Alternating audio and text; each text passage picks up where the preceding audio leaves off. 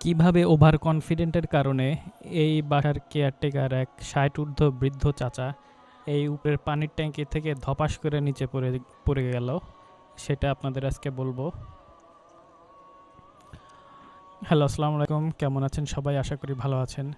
তো এইরকমই এক ঝিরিঝিরি বৃষ্টির দিনে, বৃষ্টি হচ্ছে, ক্যামেরায় হয়তো দেখা যাচ্ছে না।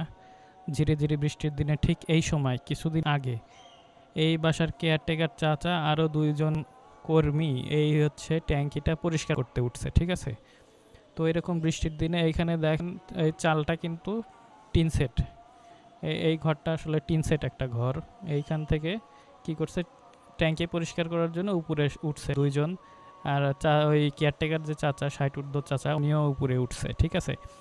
উপরে ওঠার পরে এই যে এইরকম একটা যে লোহার সিঁড়ি, হ্যাঁ, এই লোহার সিঁড়িটা উনি কী করছে, এই লোহার সিঁড়িটা এই টিন সেটে টিনের চালের উপরে রাইখা উনি উপরে ওঠার চেষ্টা করতেছে।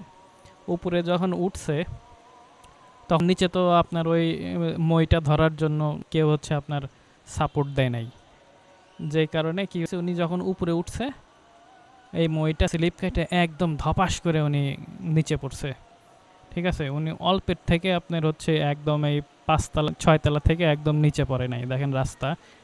উনি এইখান থেকে মইটা স্লিপ করে ওই চাচাটা পড়ছে এই জায়গায়, চালের হচ্ছে আপনার মাঝখান থেকে একটু দূরে পড়ছে, আর মইটা আপনার প্রায় ওই সাইড পড়ে গেছে। তো উপরে যে ২ জন ছিল, ২ জনকে আমি বললাম যে ভাই আপনারা তো পারতেন এই মইটা ধরতে, এনার এইখানে যদি একটা অ্যাক্সিডেন্ট ঘটতো, এই যে চাচাটা যদি পড়ে যাইতো নিচে, তাহলে এটা দায়ভার তো পুরোটা আপনাদের উপর যাইতো। তো হিংসার কারণে আপনারা কেন এটা ধরলেন না?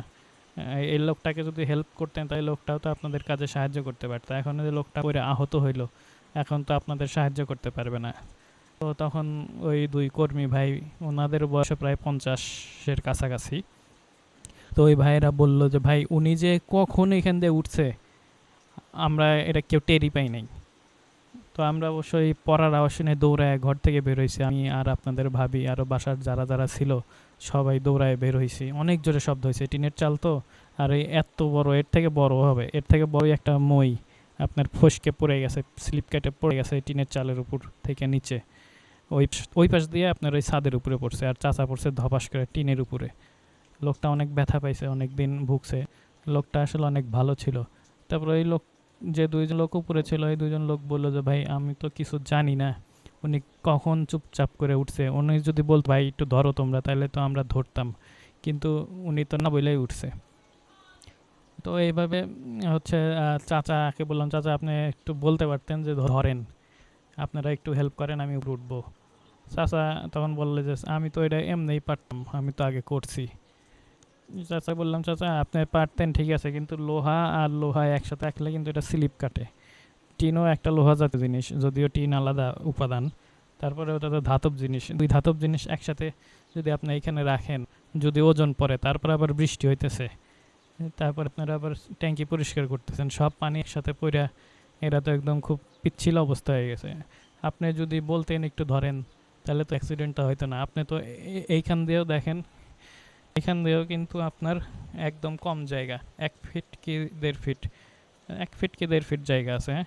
ওই লোকটা তো এইখান দিয়েও একদম নিচে পড়ে যেতে পারতো, ঠিক আছে? এখান দিয়েও নিচে পড়ে যেতে পারতো, কিন্তু আল্লাহর কি কাজ, আল্লাহ নাকি সেভ করছে। এই হচ্ছে আপনার কথা। এই একদম ভর দুপুর ১২টার দিকে ওনারা এই কাজ করতে উঠছে, কোনো সিকিউরিটি ছাড়া। উপরে যে ২ জন কাজ করতেছিল তাদেরও কোনো সিকিউরিটি নাই, কোনো সেফটি ল তা মেনটেন করে নাই।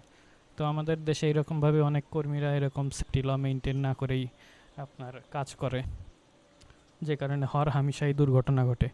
ওই দূরে একটা বিল্ডিং, এটা দেখা যাচ্ছে না একটু করে, ওই দূরে যে একটা বিল্ডিং দেখতেছেন নতুন, ওই বিল্ডিং থেকেও একজন পড়ে যাওয়ার গুঞ্জন শোনা গেছে।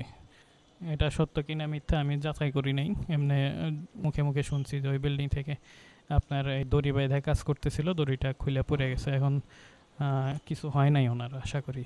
এটা মিথ্যা হইতে পারে, জানি না, মানে মানুষের মুখে মুখে তো কত কথা শোনা যায়। তবে এরকম দুর্ঘটনা অনেক দেখছি, আমি তো ঢাকায় অনেক বছর ধরে আছি, প্রায় ১৬-১৭ বছরের মতো ঢাকায় আছি। তো ঢাকায় এরকম হর হামেশা দুর্ঘটনা ঘটেই। এই ধরে আপনারা তো দেখছেন, এই হচ্ছে আপনার বিআরটি এর যে বাসের লাইনগুলো আপনার বানাইতেছিল, ওই বিআরটি এর বাসের লাইন, বাসের যে আপনার কি বলে ওই ক্রেন যে আপনার ইয়া হেলে পড়ে ওই স্প্যানগুলা একটা ফ্লাইওভারের স্প্যান যে গাড়ির উপর পড়ে ওই বাসের ওই প্রাইভেট কারের সবাই মারা গেছিলো। এই খবর তো শুনছেন। এইরকম সেফটি ল আসলে আমাদের দেশে মেনটেন হয় না। তো যারা কর্তৃপক্ষ আছেন তারা আসলে সেফটি লটা একটু, আপনারা বাড়ির মালিক হন কিংবা কোনো প্রজেক্টের মালিক, আপনারা এটা খেয়াল রাখবেন। এটা আপনাদের দায়িত্ব যে আপনাদের কর্মচারীরা সেফটি ল মেনটেন করতেছে কিনা, ঠিক আছে? হ্যাঁ, তো আজ এই পর্যন্তই। আর সবাই যে কোনো ধরনের বিপজ্জনক কাজ করতে নিলে অবশ্যই সেফটি ল মেনটেন করে চলবেন। হয়তো আমি আজকে এখানে দাঁড়ায় থাকতাম না, আমিও হয়তো মারা যাইতাম।